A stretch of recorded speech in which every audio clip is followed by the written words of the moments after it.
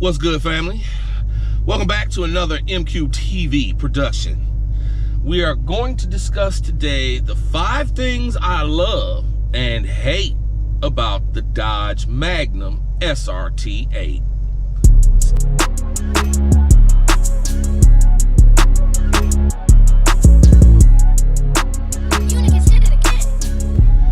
We are dealing with the... Shut up.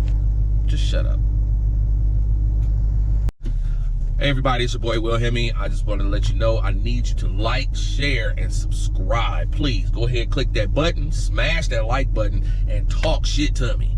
Whatever you gotta do. We try to get our numbers up, try to get some fundage over here on this channel, and try to compete with the big boys, you know what I mean? So go ahead and please, if you like what we do here, give us a like, give us a share, and subscribe. Appreciate it. Alrighty, well, as I introduce this fantastic car, which I love very much, we are currently sitting, you are riding with me in the Dodge Magnum 2006 SRT8. This, man, that's a sick F8 green red eye. Oh, never seen one of those. Damn. All right. It was a Charger too. I ain't never seen a F8 Charger. Wow. All right, everybody. We are currently riding in the 2006 Dodge Magnum SRT8, star of the series, the MQ Network series, Rebirth of Magnum. I've had this car since 2009. Okay, so I've been through everything on this vehicle. I've had to deal with everything on this vehicle. I know it inside and out, and I don't have a problem sharing my knowledge with anybody who needs it. So if you got a question about your Magnum, give me a holler. I probably can help you, or at least point you in the right direction. But anyway, Dodge Magnum, little history. The Dodge Magnum 2005, first one produced. Only came with the V6 engine, the high output V6 engine, the 2.7 V6, the 3.5 V6, and the 5.7 Hemi. And they were all pretty much regular, regular street cars, regular, they were cool. They had cool commercials. The Hemi was the fast one. It was all about that power and that V8 loveliness, and it was all about the space. And it sat high, and it was on skinny tires, and it was okay. It was all right. That first Hemi motor was the pre-Eagle Hemi, and it had spark plug wires. And that's how you can tell you're dealing with the old 5.7. But anyway, 2006 comes along, and all the SRTs start busting out. So, I mean, you got a Charger, you got a 300, already had the Viper, already had the Neon, already had the SRT10 Ram. But then they put it into the cars, right? The LXs hit the ground running. The Magnum, it was produced in probably the fewest numbers of the 3 LXs, SRTs that were produced. I mean, it was a lot of 300s, a lot of Challengers, a lot of Chargers, but it was only about 2,000 Magnums, a little around in there. I can't remember the exact numbers, but it was around 2,000 Magnum SRT8s produced in 2006. 2007 was even less, and then they changed the body style in 2008 for the half year that it was produced. They upgraded the front bumper, upgraded the interior, and put a tall antenna on instead of the little hump that comes on the older stuff. And that is called the Winged Unicorn. The Magnum SRT8 of those years got a couple of buddies, a couple of people that are involved with the Magnum boys running those SRT808s, Winged Unicorns, okay? Those are the ones to look out for if you can. They only made about 500 for the whole universe. And there's only like 29 of one color. There's only... I mean, in fact, I take it back. They made 508 Magnums. SRTs was like, oh man, I can't believe I can't remember this number. I studied it and I memorized it before, but I don't know. But there's only double digits worth of 08 SRT8 Magnum. It was like 29 blue ones, 36 silver ones, maybe 100 and some odd black ones, and like 80 red ones, something like that, right? I'll show you the, matter of fact, here go the numbers now. You can see them, the real numbers, how it broke down. But anyway, Magnum, Dodge Magnum's a short-lived vehicle. They only lasted for 05 to 08. And then the Challengers actually came out in 08 and a half, right? So you didn't have, you know, I gotta start over, because I led you astray. There were no Challengers in 05. There were no Challengers in 06 or 07. The Challenger was 08 and a half. And how do I know that? Because the Challenger's production was started and took place in the exact same factory where the Magnums were being produced. Magnum stopped production halfway through 2008, and Challengers started production in 2008. That's why all 08 Challengers are actually 08 and a half. But Magnums are considered all 08s. They're not just the half years or first half or none of that shit. So it was just 08 Magnum. But anyway, here we got the big, juicy LX size, built on that Mercedes E-Class chassis, like all the LXs, right? The W140, something like that. Anyway, I'll show you. That's the one that it came from, the one you're looking at right now. Anyway, you got these big, juicy, V8 powered American sedans on German chassis. Now, I'm a German fan from the beginning myself, because that's where I grew up. I cut my first motor was a German air-cooled Volkswagen, okay? And I moved up through the Volkswagen, right? You know, Audis and all that stuff. So I was always in love with German cars because they were roomy and they handled very, very well. German engineering is very good, but delicate. Now, the Magnums, the Dodges, have the best of all those worlds. Plus, you got the big old juicy block American V8, which takes away some of that delicateness which comes with German motors, right? So we got a big solid ass motor that does everything really well. And that's what made the Magnum different and sweet and solid. And the Dodge Magnum is a car you feel like you can beat on. You feel like it's like you're riding an ox. You're not riding a show pony. You know what I mean? It's hard to explain, but the Magnum is that way for a reason. Everybody loves this car now, especially since it stopped being produced, right? You see a ton of them. Now, when they were out, you saw a shit ton of them. 2005s, V6s everywhere. My incursion with the Magnum started in, it had to be around 2006, 2007. My other car was down. My wife's car was still up, but we gotta have multiple cars. Can't just live on one car. So anyway, I had to rent something. So we went down to National Rent-A-Car, LAX, and they let you pick your own cars down there. Picked out a Magnum. I always liked the way they look. Let me have it. So we grabbed us a cool vanilla 2.7 V6, no sunroof, rental car ass Magnum. Drove it. Loved it, yo. Loved it.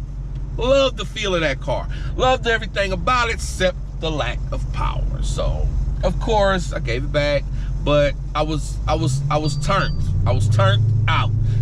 I fell in love with that thing. Now, did not yet have a Jeep. So we got the Jeep, but I still never forgot about that Magnum. So when my wife's car took a dump, which was an Altima, sorry, it was, took a dump, you know what? I'm in love with this Jeep SRT8. We're gonna go ahead and grab a Magnum SRT8. We love the Magnum. You need a car, a roomy car, right? We got two baby girls. You need a car that's roomy that you can take them to school in. You know, the Altima was okay, but it was, nothing. It was a nothing ass car, right? We can get the Magnum SRT8. It look hot. It got fun motor for me.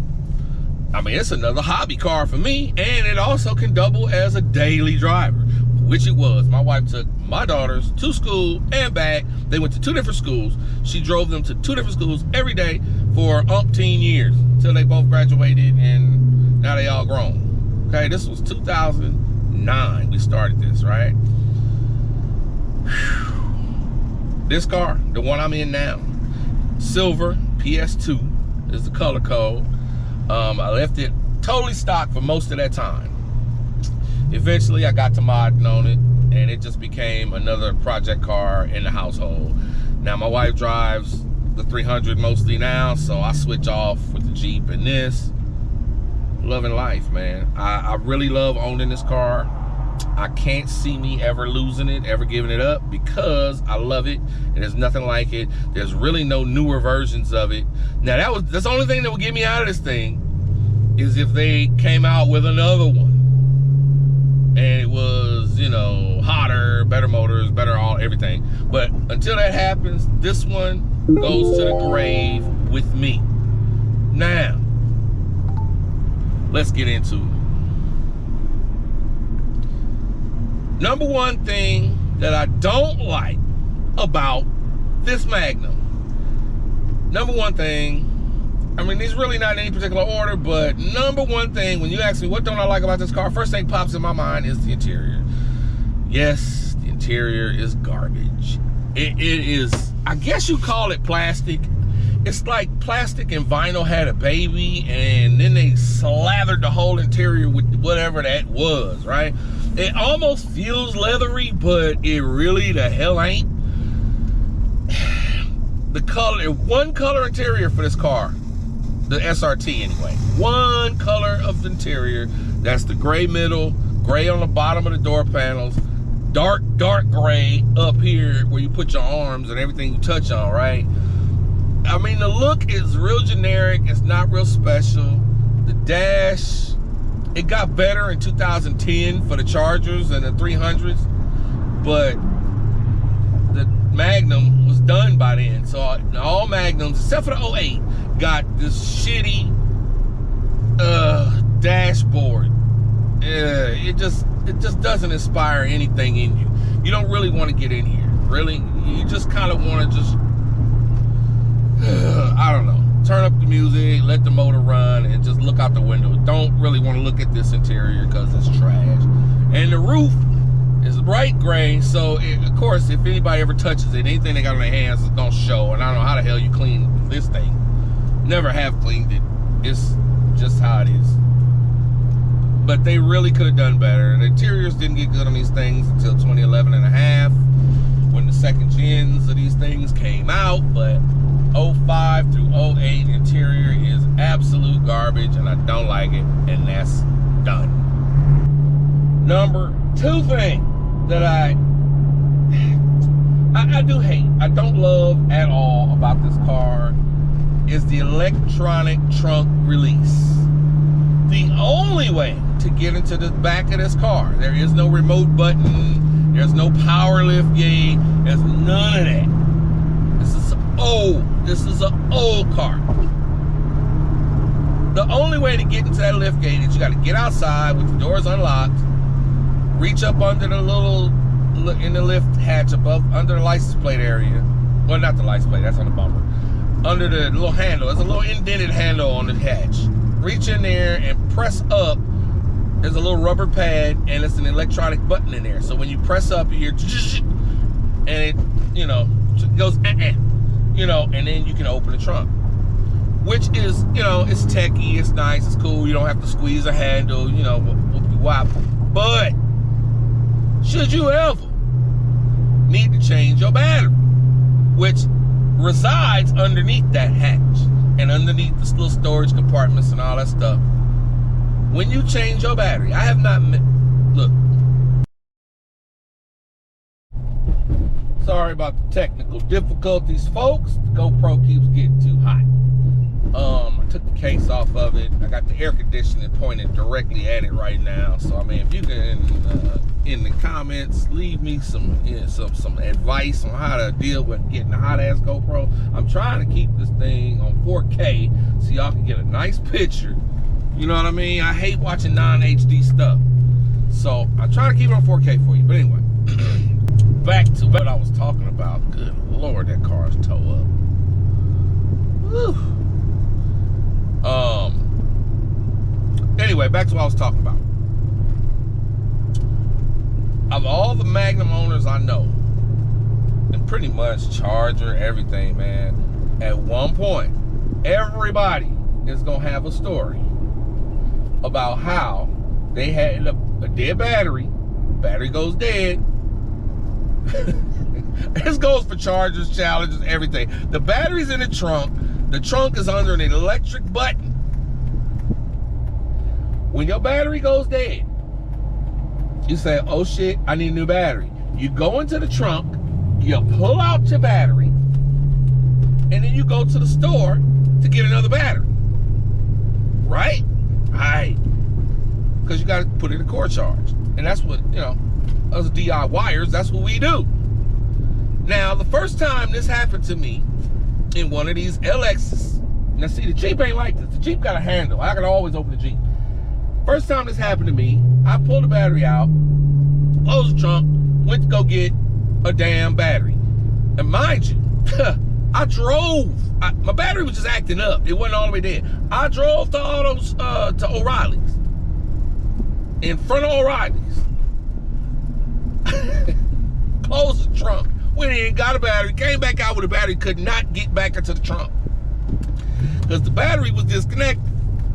That means I got no power to that little electric button. How did I get into the trunk? Well, thankfully, I was at O'Reilly's. So they pulled out their little charger. We opened up the hood and hooked it to the front up there by the tip'em. We hooked it to the little battery post, got some juice, went back there, opened it up, and then we put the battery in the trunk, right? All's good. Lesson learned, right? Right? Wrong. Second time my battery went out, at home, car parked nose into the garage. Battery dead when I come out. I mean, dead. I ain't doing nothing with it. Okay, no problem. O'Reilly's around the corner.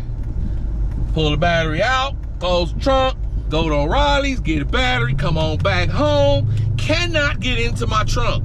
Cannot get into my hood because this car's in the garage faced in. There's a big box, a storage box that hangs over the hood, right? That's why I can't back this car in. How the hell do I get into my trunk? Well, let me get my big ass in the car, lay down the back seats. And it brings me to another problem about this car that I don't like. Oh man, the speaker box. I'm gonna come in and we're gonna handle number 2 and number 3 at the same time. The speaker box in this car, it sits right where you need to lay to get at that back door. Now, I don't ask me how I did this, but I'm a hefty dude. I squeezed myself over the back seats with a screwdriver, popped off the little cover over the lock, and I figured it gotta be a way in there somehow. I did not know how to do this. I had not Googled it, nothing. So I popped open that little plastic cover. Sure enough, I was able to hit a switch and open the trunk. But problem is, after I got my rib cage over the back seat, I couldn't get back out of the back trunk.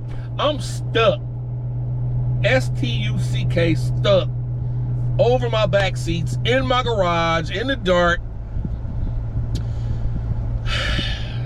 Luckily though, I had my phone in my pocket, called my wife, she came out and finished opening the trunk, because I couldn't open the trunk all the way to just keep going through. So she had to open the trunk and push me out. I mean, let me slither out of the back of the car. It was a nightmare. And you would think I had learned my lesson, but I did not. Apparently, that's what happened. And, it's life. But everybody I know with the Magnum has been through that. So, that's number 2 and number 3. The speaker box location is right in the way. Oh, man. Okay. Anyway, that's it for that. Number 4. I guess we're gonna call that number 4. Dodge Magnums and Challengers, Chargers, all that have a big old steering wheel that's really big, and it's really, really, really big, and it's big. I don't like that. I don't like the stock steering wheel because it's really, really big. It feels like I'm steering a ship. And I mean, I know this thing is big, but it's not a ship. It don't need to be this big. But,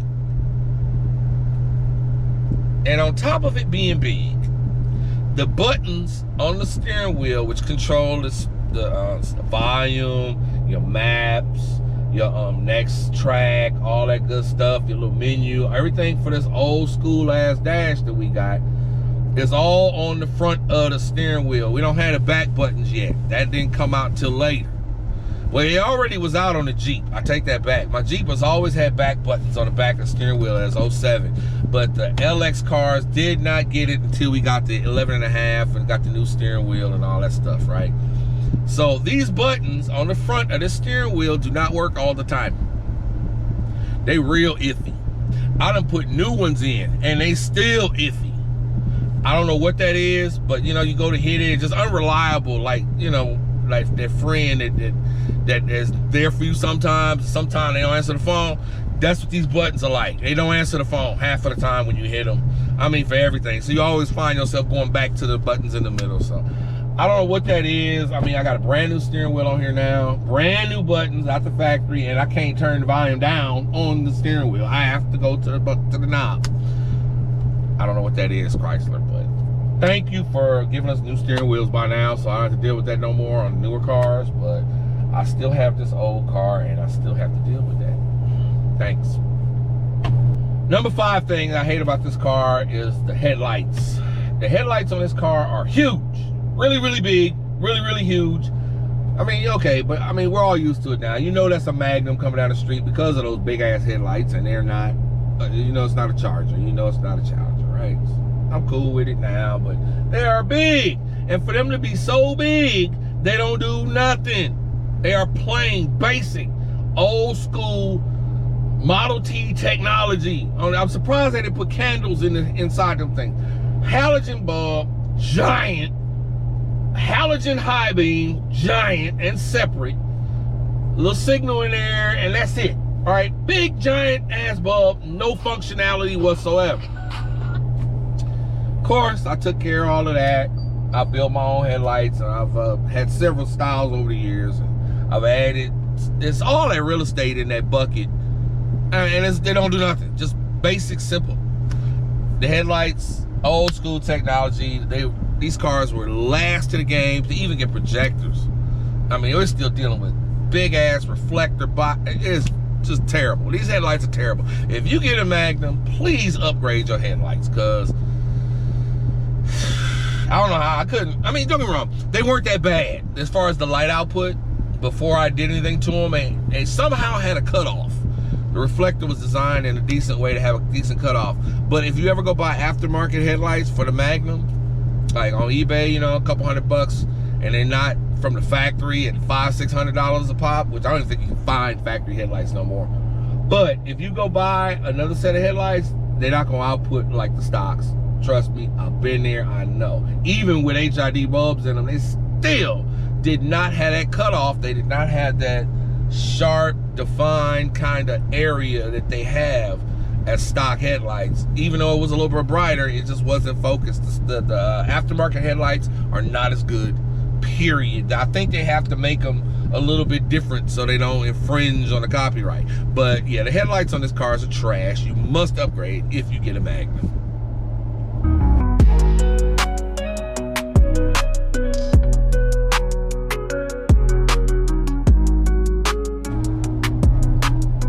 Again, we got the 5 things I absolutely love about this car, and the 5 reasons why I will never be out without a Dodge Magnum in my life. Number 1, it's a wagon. You got a big old hatch back there, plenty of space. It makes the interior of the car feel more spacious. But yet it's low. It's not like a big old country squire, you know, big glass house. It's still low, and it's still proper. And it's still a technical station wagon. You ain't putting a third row of seats back there no matter what you do, but that's how it is nowadays. It's a sport wagon more so than anything else, but it still looks the part. No other wagon looks as good as this one, and that includes the RS6. Although it's hot with the wide arches and all that good stuff and how fast it is and all of that, it don't look as good as the Magnum. I don't care. You can argue with me if you want to. The Magnum has got a hotness all its own with it being a wagon. Number two that I absolutely love about the Dodge Magnum, the stance. The bad boy is low, it's wide. The wheel arches are high. It takes big old wheels, sucks them up. I got 315s, well, I had 315s on the back, okay? You ain't doing that with a lot of cars. 20s, and the handling you get because of it, like I said, it's on that Mercedes chassis, so you ain't arguing with that. But it's just a fantastic chassis, and it looks so good. It looks like a lead sled. I mean, it's down there in the weeds. Yeah, you will have some trouble going over some apexes, not apexes, but like a sharp driveway with a real steep. You might scrape, especially if you're lowered, but the stance is impeccable. It handles great out the box, and don't go ahead and fuck around, put some coilovers on it. The stance is just killer on this car, and it will never flip over. I swear, it won't. Number three that I absolutely love about this car, the rear hatch opening. Now see, this car is a station wagon. It has a rear, hatch, just like any station wagon would. But this one, because the roof cuts so low and it's so almost coupe-like with the roof line, that the hatch has to open halfway up the roof. So it's still a long roof by all stretches, but you get a hatch that opens really tall and really wide. It gets right out of your way, and you got a huge opening to throw stuff in. Some wagons, like the Mercedes E-Class, they slope the roof down a little bit, like from 18 on, they slope the roof down, but the hatch is still hinged at the back edge of the roof. So you don't get a whole lot, it opens way up, but it still doesn't open the opening big. Magnums have a giant opening. You can stuff all kinds of stuff in here. You lay the seats down and you're good. You just got to make sure that it's going to stay down low enough for when the hatch closes. But you got to love that opening. Big, juicy, enormous. And it's something that you never see on any other car. No other station wagon has this kind of rear hatch opening. Love it. Number four, these big ass juicy SRT seats. I don't need to talk about it no more. It's on every SRT vehicle. That's one of the things that made me love SRT vehicles, the big juicy seats. Now these seats are better than the seats in the Jeep. They're bigger, a little deeper, but man, I fell in love at the 2006 auto show. They had SRTs there for you to sit in, and I got in it and I said, man, these seats, nothing beats them, nothing. I've been in Recaros, I've been in Bentleys, I've been in all kind of stuff. And even the truck seats, in the big rigs with the bouncy bounce and all of that, nothing feels like a LX SRT seat. I don't need to say nothing else. You already know. If you know, you know. Straight up. Number five, and really the biggest and most important part of this car that I love, the driveline, the whole thing. Big, juicy 6.1 liter V8, hemispherical combustion chambers.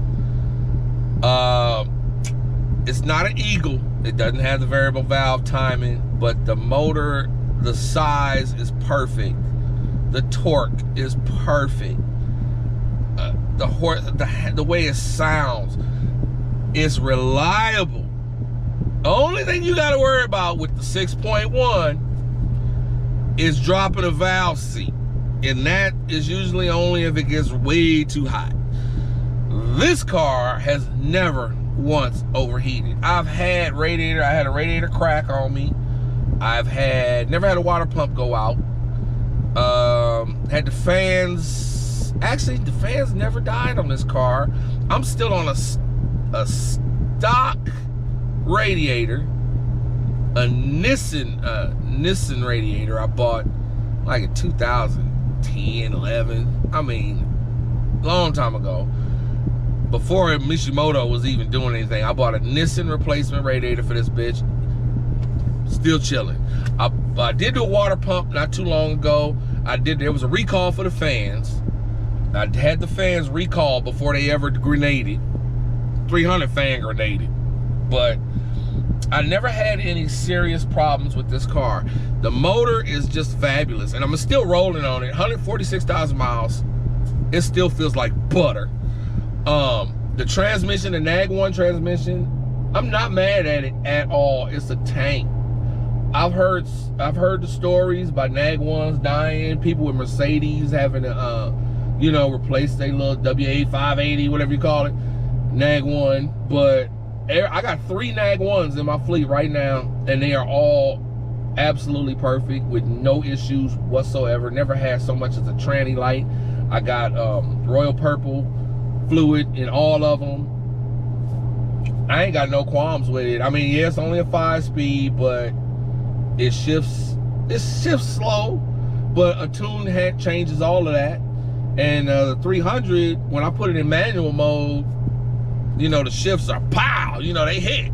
And I mean, yeah, you gotta wait for the computer to respond sometimes, but I mean, it's not a double clutch, it's not a sequential manual gearbox, it's not, whatever. It's an old torque converter. But I'm telling you, the NAG1 is a bomb transmission, and it's a tank, it's a power, it handles, I mean, don't overload it. Don't overload it. I mean, these stock boys will handle 500 pound, 500, I think, safely, pound-feet of torque. And like I said, my car's in stock, so like I said, it works out fine. I love it. I'm gonna keep them all running stock until one of them dies. So, as far as I'm concerned, the driveline in these cars is superior and it is impeccable. The 5.7s were not so great. The early 5.7s, pre-Egos. The 392s with the lifter stuff, been through that. Everybody got their little weak Achilles heels, but 6.1 is a fantastic motor, and they are impossible to find right now. There's not a whole lot of dead 6.1s to rebuild laying around, and the prices are high. If you can find one, good luck. And if yours dies, I say just go ahead and buy something, off the shelf, Arrington, whatever, HHP, shopping, and get you another motor built out or whatever. But if you got a 6.1 stock and it's still running, keep running it. It's fantastic. Yeah. Those are the 5 things I love, and the 5 things I don't love so much, but the loves outweigh the non-loves, and that's why this Hemi is still under my right foot. And that's why this Hemi is still under my right foot as we speak.